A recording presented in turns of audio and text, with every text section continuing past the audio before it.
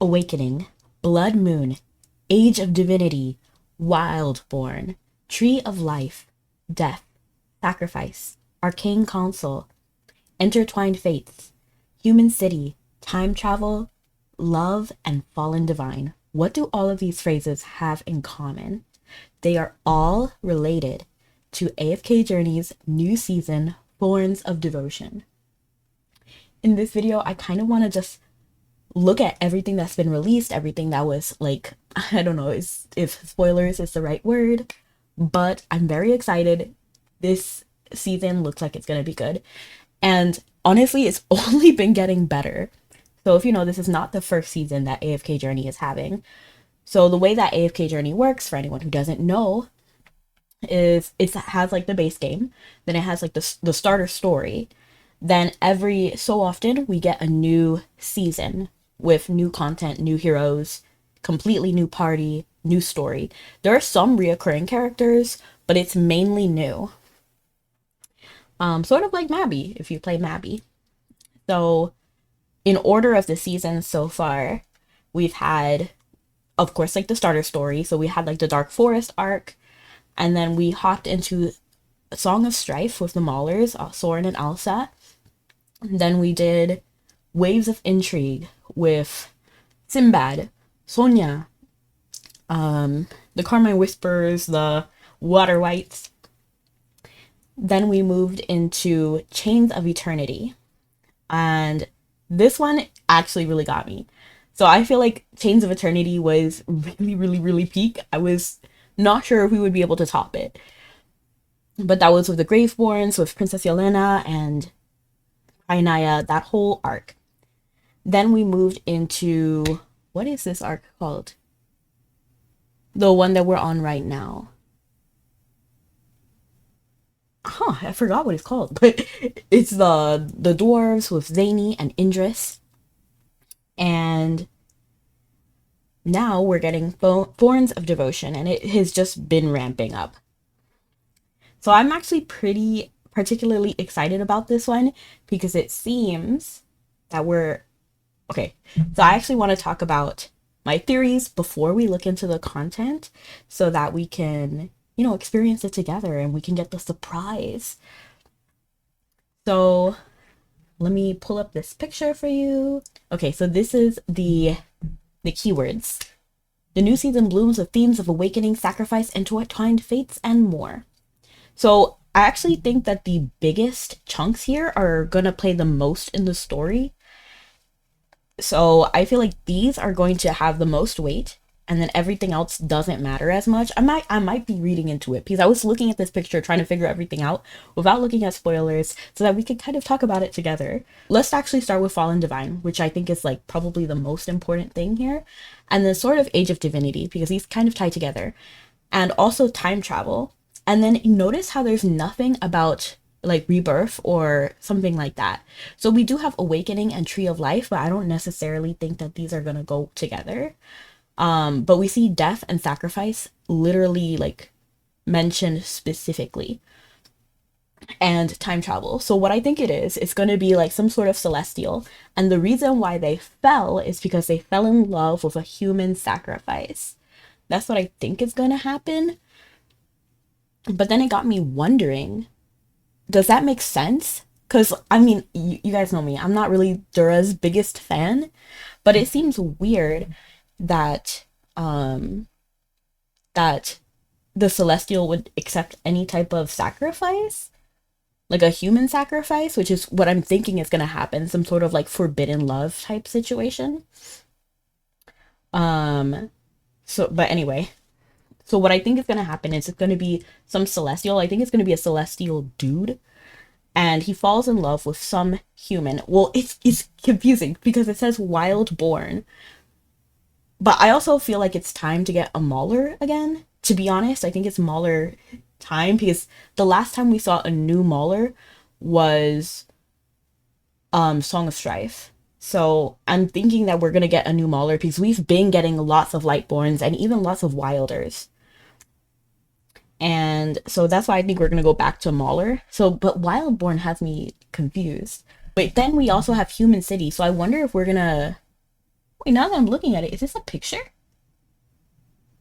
No, it doesn't look like it. I thought maybe like this looks like Brimstone Village. I was like, wait a second. But I think I'm just looking into it too much. I'm like hallucinating.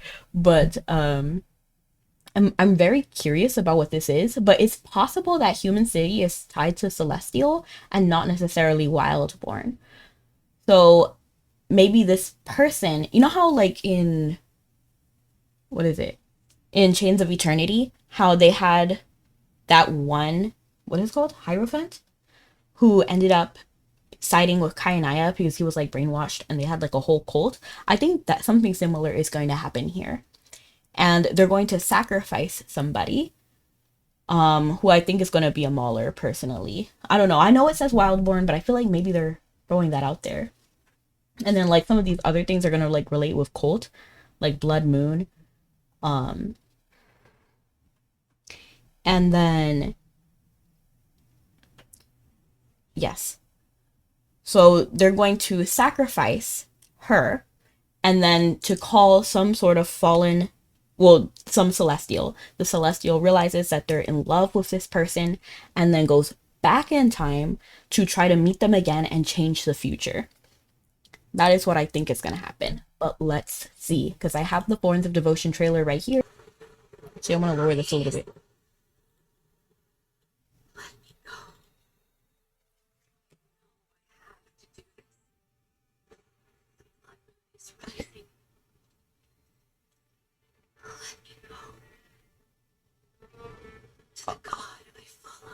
No, I don't like, no, it's giving like Love and Deep Space flashbacks with Raphael and the Sea God. No. Oh no. What?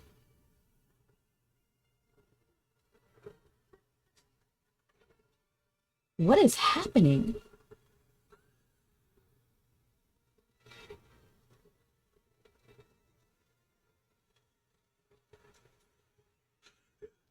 A nightmare? Oh no, he time traveled. He looks like, I don't know, like he looks like a buff Polites in my head. Look, they look cool. Perseus? Who is Perseus? I forgot. Interesting. I was right, they are Maulers. Hey! It's giving like the Greek god. You know what I mean? Who are you? You look cute.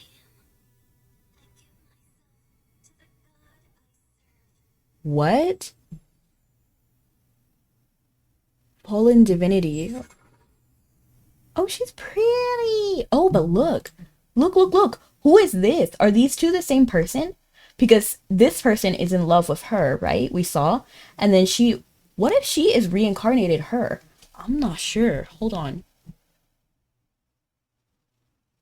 This, honestly, this woman right here looks kind of like Merlin. I don't know why I think that, but...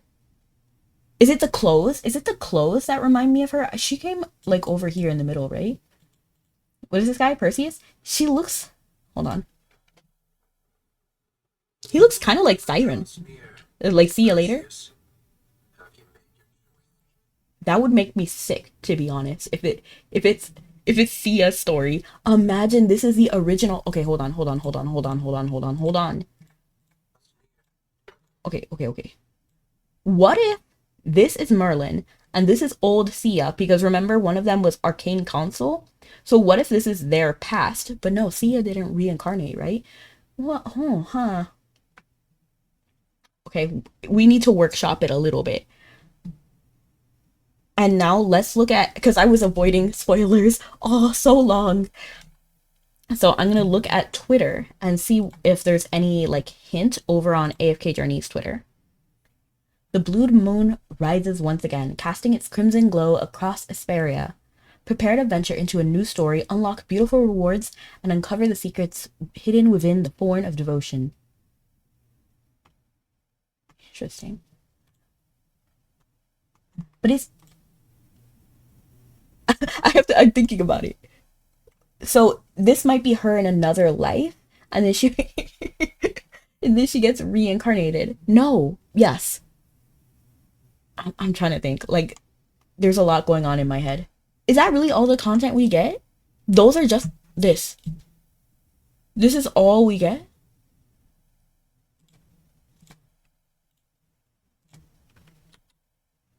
I just realized I think I looked it up on the wrong tab. No, I didn't. I looked it up on the right tab. Like, this is a gorgeous picture. So I do think it's gonna be her reincarnating into her somehow. And then no. I don't know. I don't know. I guess we'll just have to wait and see, right? This just in. Another trailer just dropped after I finished recording the first half of this video. So I'm just gonna watch this video so I'm ready for tomorrow, and then I'll post it on Tuesday. So I will be talking live likely about some of the things that are in this trailer, but if I wanted to record my first reactions as well. So here we are.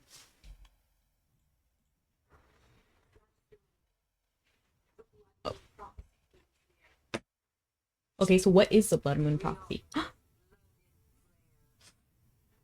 Oh. Who is this? Why do they look familiar? Oh. So that was Chibi and Hammy. So this is Merlin. And she did mention Merlin specifically. Return to the Age of Gods. So this is Merlin from the past. I mean, Merlin from the future is in the past now.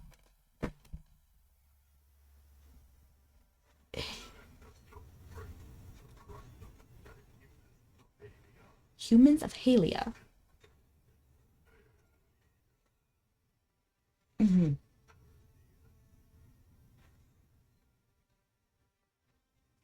Hmm.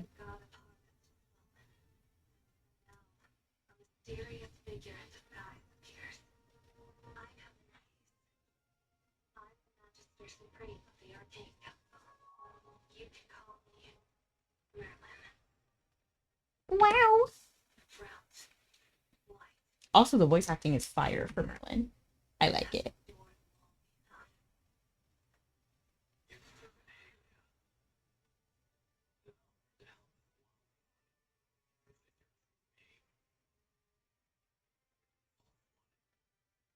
False one.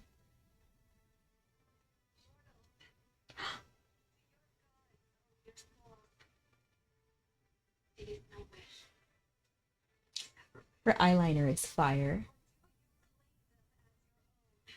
So it is like a Romeo Juliet situation. I think I was wrong originally, and I do think this is a new faction. Because they don't look like Wilder or Muller. Muller?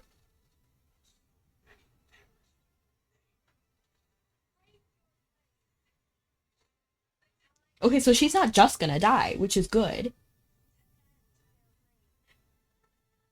So my original theory still stands. I do think that...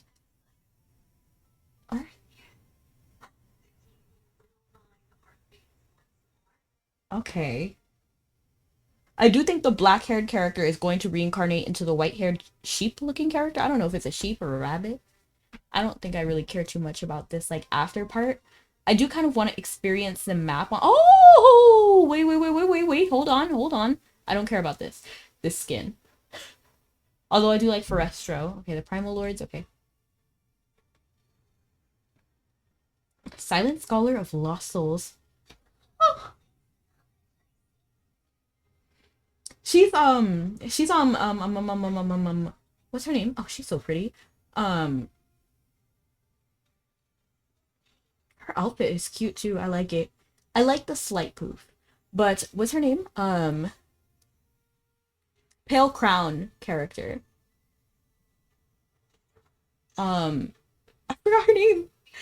But she's sisters with that other Graveborn, who has also the cute dress now that I'm thinking about it. The assassin, like the rogue character. I'm not necessarily too interested in these like new characters, to be honest. Other than Isabella, who I have more interest. I'm just not interested too much in the...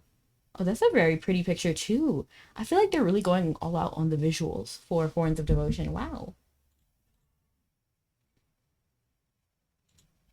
But yes, just wanted to react to that part. Thank you. See you next time.